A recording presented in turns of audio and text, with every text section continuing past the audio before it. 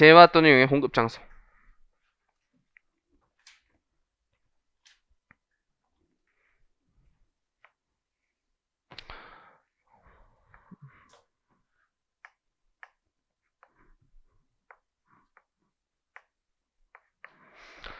그래서 공급 장소는 이제 우리나라에 있냐 외국에 있냐에 따라서 우리나라가 과세해야 되냐 외국에서 과세해야 되냐 그 기준이 되는 장소예요. 부가세에서 공급 장소가 우리나라에 있으면요 우리나라에서 과세권이 있어요. 우리나라 국세청이 과세를 할 수가 있어요. 근데 공급 장소가 외국에 있잖아요. 외국에서 과세하셔야 돼요. 그 기준이 되는 장소이기 때문에 이제 중요도가 있는데 수업 목적상으로는 다른 주제에 스무스하게 이렇게 연결된 주제예요. 따로 시험에 나오기보다는. 그래서 공급 장소가 재화 같은 경우에는 이제 뭘로 볼 것이냐인데 재화의 이동이 시작되는 장소를 공급 장소로 봐요. 이동이 시작되는 장소.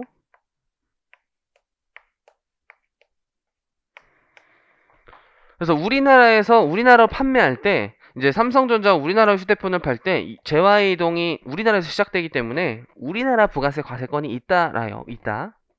그래서 우리나라에서 이렇게 팔면요 외국으로 휴대폰은요 재화의 이동이 우리나라에서 시작되죠. 근데 수출이에요. 그래서 오늘 배울 영세율이 적용돼요. 어쨌든 우리나라 과세권은 있다예요. 공급 장소가 우리나라에 있으면 우리나라 과세권이 있다예요. 근데 애초에 삼성전자가 여기 지점을 차렸어요. 그래서 미국에서 휴대폰을 팔아요. 그럼 미국의 과세권이 있는 거예요. 우리나라 과세권이 없고 미국에서 과세권이 있는 거예요. 재화의 이동이 미국에서 시작되잖아요. 이렇게 판단하시는 거였고요. 그래서 위쪽에 공급 장소의 개념은 좀 체크할게요. 공급 장소란 이렇게 하는 거예요. 공급 장소란 재화 용역의 공급이 국내인지 국외인지 결정하는 기준이 돼서 국내면 우리나라가 과세권이 있고요. 국외면 외국에서 과세권이 있어요.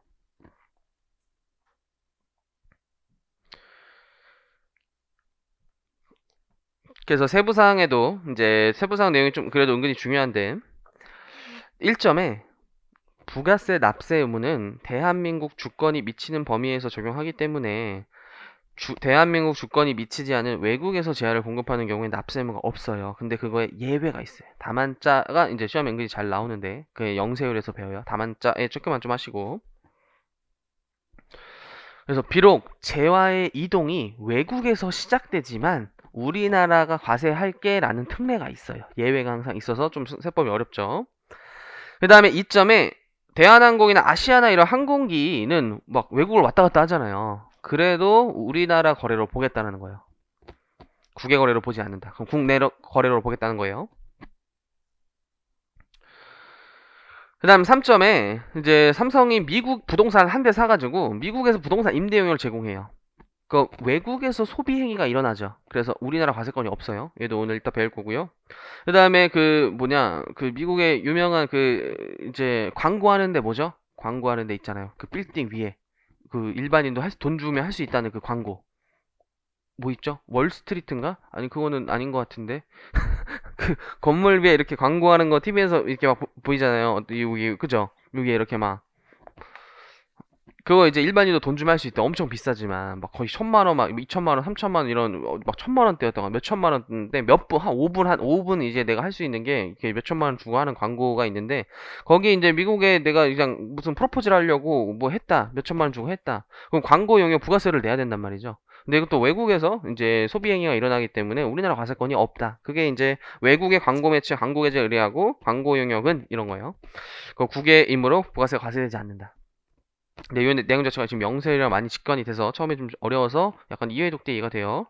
근데 이제 요 아래쪽의 내용 좀 기억하세요. 재화의 공급 장소. 그래서 재화의 공급 장소의 양가를 1번 이동이 필요하면 이동이 시작되는 장소를 재화의 공급 장소로 보기 때문에 국내에서 이동이 시작된다. 이제 우리나라 과세권. 외국에서 이동된다. 이제 외국 거래, 외국 과세권. 근데 이동이 필요하지 않은 경우는 뭐가 있죠? 부동산이에요. 부동산은 뗄 수 없죠. 그래서 그때는 공급 시기에 제한가 있는 장소라고 되어 있고요. 오른쪽에 이제 용역의 공급 장소는요. 원칙이 영무가 제공되거나 시설물 권리 등 제한가 사용되는 장소예요.